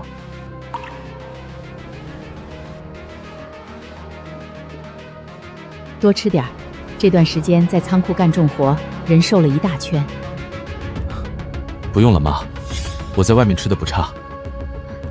外面吃饭哪有家里干净热乎？今晚多填填肚子。妈，真的够了，碗都满了，你也赶紧吃，别总顾着我。我天天在家吃得好，你在外吃苦，我看着就心疼。尝尝，还是你以前爱吃的猪肉白菜馅儿，妈专门给你包的。好吃，没变味道。去仓库上班这么久，手上的活吃得消吗？累不累？不累，我已经完全适应了。踏实干活，心里反而踏实。别嘴上逞强，体力活熬人，撑不住就说，别硬扛。上次暴雨，你通宵守仓库，清理积水，做得不错，都是我应该做的。分内工作，不敢偷懒。听说你现在每天准时到岗，从不迟到早退，空余时间也都在库房整理货品。没别的事做，早点去店里收拾干净，心里也踏实。现在就想安稳干活，好好攒钱还债。别总想着熬苦日子，按时吃饭，好好休息。这排骨是默默特意给你做的，多吃2口补补身子。妈，够吃了，你也多吃点。我现在懂得照顾自己了，不会再瞎折腾。你坐着歇会儿吧，忙活一天够累的，我来收拾就行。没事儿，我来洗。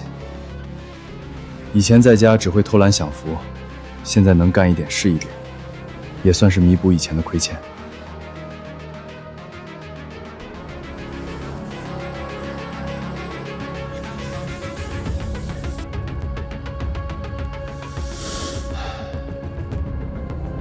现在心态彻底稳下来了吧？不再胡思乱想、钻牛角尖了，稳多了。现在每天干活，作息规律，不用整日焦虑惶恐，日子过得特别踏实。人只要肯沉淀，肯吃苦，踏踏实实往前走，所有难处都会慢慢过去，日子肯定会一点点变好。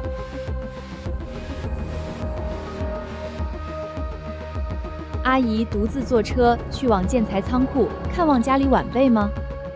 我儿子在仓库干活，过去远远看一眼，不打扰他工作。阿姨是仓库员工家属吗？可以登记进门探望。不进去打扰他干活，远远看一会儿就坐车回家。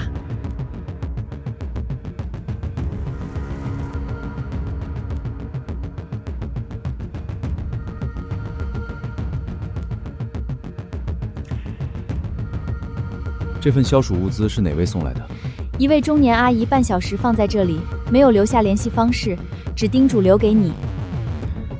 一定是妈特意坐车送过来的绿豆汤和药膏。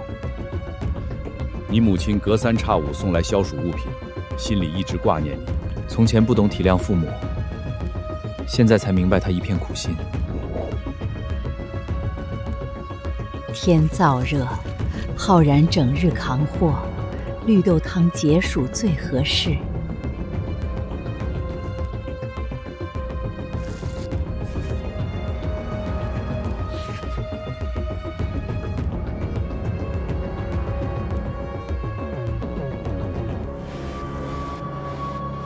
那位阿姨离开前反复叮嘱，袋子套2层防水，避免汤水洒漏，可看重了。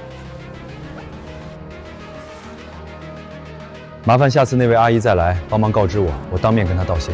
阿姨不愿耽误你干活，放下东西就赶公交走了。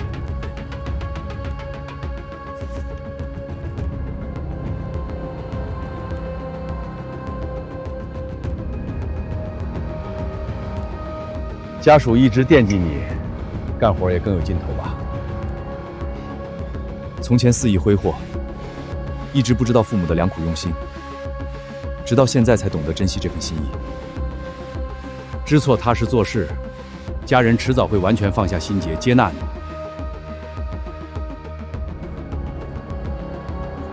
入职6个月，全勤无迟到，日常货品盘点、暴雨抢险都主动承担。我在评语栏写明同意转正。多谢主管这段时间包容照顾，我会继续踏实完成仓库所有工作。这份审批单先送至董事长审阅，再转交陈小姐，最终签字确认。董事长看过这份申请表之后，才会给到陈默手里审批吗？公司流程固定，高层先过目，再移交分管负责人签字。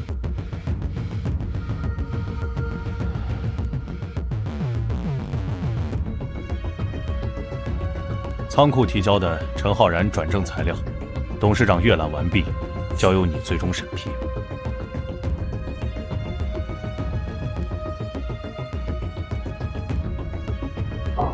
他半年勤恳无失误，符合仓库转正标准，正常批复即可。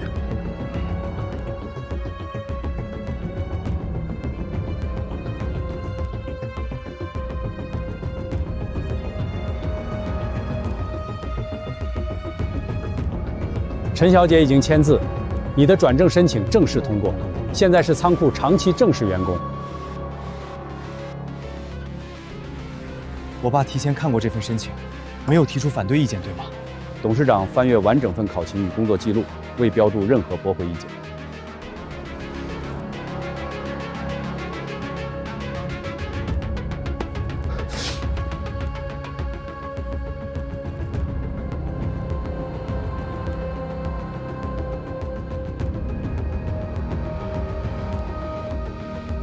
你这半年的工作评定下来了，全部合格，转正手续也都给你办完了。我爸看过我的资料了吗？他没反对我转正？当然看了，所有资料都是董事长先过目，确认没问题，才交到陈小姐那边签字走流程的。我之前做错那么多事，一直以为我爸心里还不认可我，没想到他愿意耐心看完我这段时间的工作记录。董事长不看一时对错，看的是你后续的改变。你这半年兢兢业业，通宵守仓库，从来没有缺勤过，他全都看在眼里。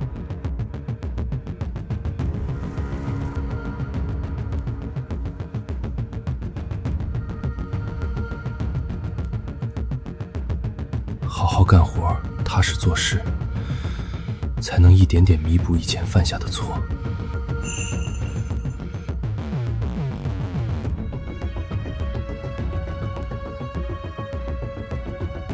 你心里要是有想法，有想说的话，以后找机会亲自跟董事长说，不用总借着我转达。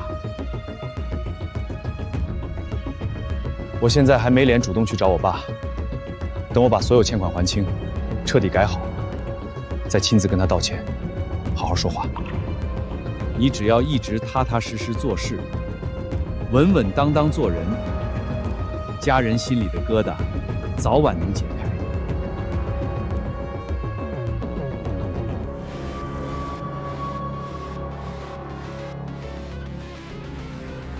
接下来颁发年度优秀员工奖，获奖者陈浩然，有请上台领奖。这半年他确实肯干，踏踏实实熬过来了，总算有人承认他了。他是真的变好了，不浮躁，不偷懒，这份奖他该得。谢谢公司愿意给我改错的机会。以前我不懂事儿，犯了很多错，以后我会好好做事，守好自己的岗位，不辜负大家的信任。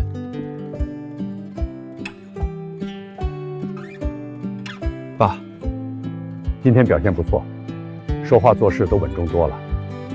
我只是做好自己的本职工作，能得到大家的认可，我已经很满足了。你的改变和努力，我都看得到，继续保持。我一定好好坚持，踏踏实实做人做事，再也不让您失望。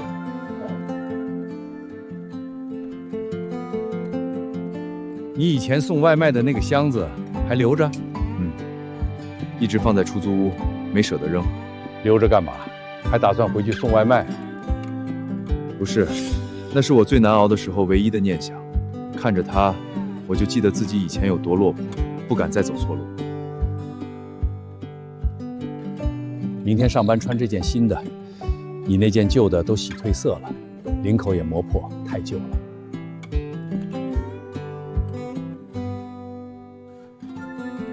爸，外卖箱就留着吧，是好事儿。啊？您不觉得丢人吗？谁这辈子没栽过跟头？犯错不丢人，摔了能自己站起来，踏实过日子才是本事。以后孩子问你，你就告诉他们，你爸以前落魄过，但没躺平，没放弃。爸，别在风口站着了，上车回家。你妈包了饺子等着我们呢。愣着干嘛？还让我开车不成？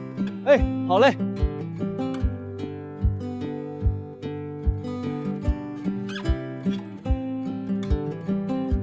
老板，这些家具全部搬进去，摆放好就完工了，剩下零碎小件您自己整理就行。辛苦二位。大件摆放靠墙角，不用额外收拾，我等下自己归类。这栋楼楼上是您妹妹家吧？住近点，日常往来确实方便不少。老人都住在楼上，住1楼方便随时照应。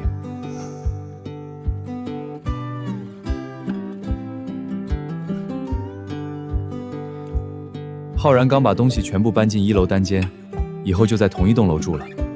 我提前跟房东沟通好了，1楼租金优惠，出入方便。妈想找他，随时下楼。他之前那间出租屋又偏又潮，换这边条件改善太多。他欠着一堆外债，也只能租小户型，能离家人近一点，总归是好事。你心里早就心软，嘴上一直不肯直白说出来。只是不想妈整日惦记他，有个落脚处，老人能安心些。刚出锅的热饺子，趁热吃，吃完再补会儿觉。天还没完全亮，您这么早下楼，路上小心着凉。想着你一早要去仓库干活，早点送来也不耽误你出门。屋子收拾得挺干净，晚上记得把门窗锁牢。一个人住多留心。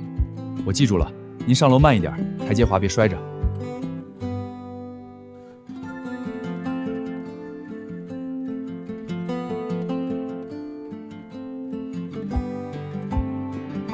一大早出来散步啊？家里小贝应该还在睡觉吧？我路过看看，他一个人租在这1楼，我随便瞅一眼。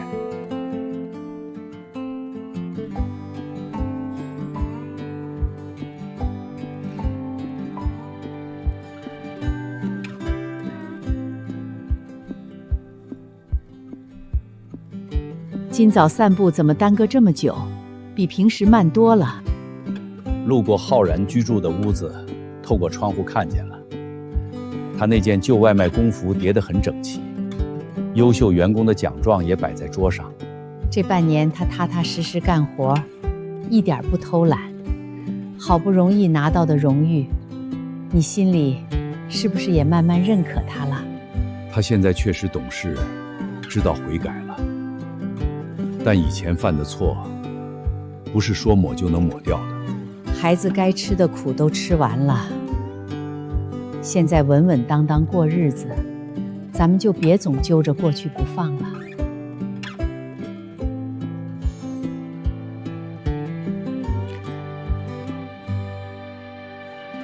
今晚我多做2道他爱吃的菜，喊他上楼来吃饭。你发消息叫他就行，我就不主动喊了。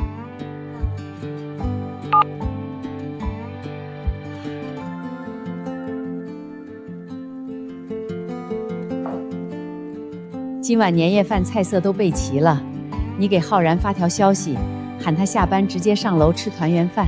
仓库今天盘点库存，他说不定要加班，消息发过去，他有空就会过来。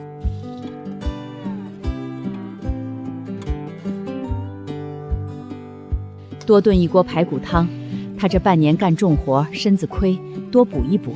我早上买了筒骨，已经下锅慢炖2个小时，等开饭刚好入味。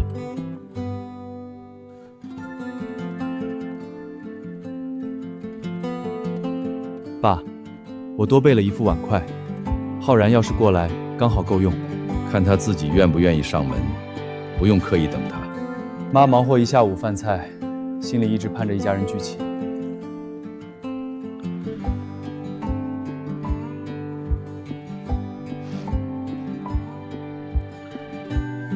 爸妈等我吃年夜饭，不能邋里邋遢上楼。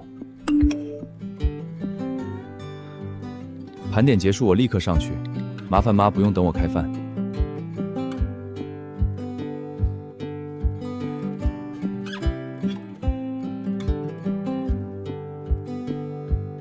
多吃点排骨，干一天体力活，身子扛不住。妈，您别一直给我夹，您自己也多吃点。仓库暴雨那晚，你一个人转移所有货品。当晚值班碰到漏水，只是分内工作，不值一提。仓库主管都跟我们说了，你通宵抢险，第2天照常按时上班，吃了从前贪婪的亏，现在能踏实干活已经很知足。只要你安分过日子，家里永远留你的位置。2楼空房间搬上来住，你妈上下走动不方便。爸，我之前做了那么多错事，没资格住进家里，知错坎改，就不算无可挽回。要是你收下，以后日常照应爸妈也方便。一家人不用分得太生分。浩然，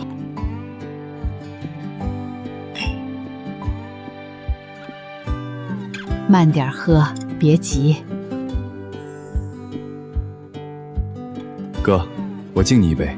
这半年，你真的辛苦了。有林，谢谢你。这半年要是没有你和默默帮衬，我真的不一定能撑过来。都是一家人，不用这么客气。多吃点补补，你之前瘦的脱相，好不容易长回来一点，得多吃点。妈，真的够了，我实在吃不下了。哥，欢迎回家。谢谢你。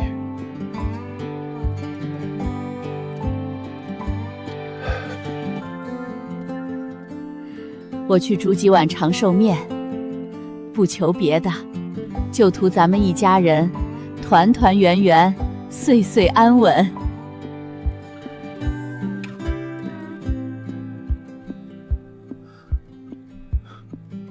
妈，我来打手，您别累着。趁热吃，今年的坎坎坷坷，咱们总算都熬过去了。前2天听说婉丽那孩子，法院判了，缓刑1年，现在在城郊一个服装厂干活还债呢。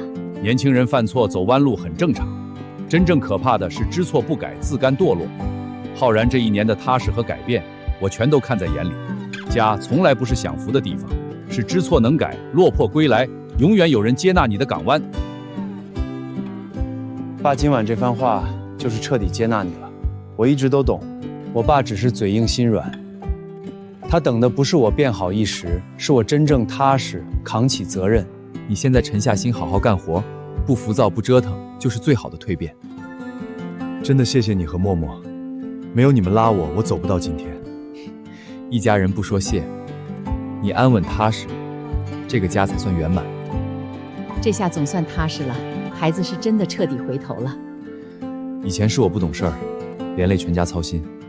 往后我踏实做人，好好干事儿，扛起责任，守住咱们这个家。一家人本来就是互帮互助，不离不弃。以后咱们好好在一起，岁岁安稳，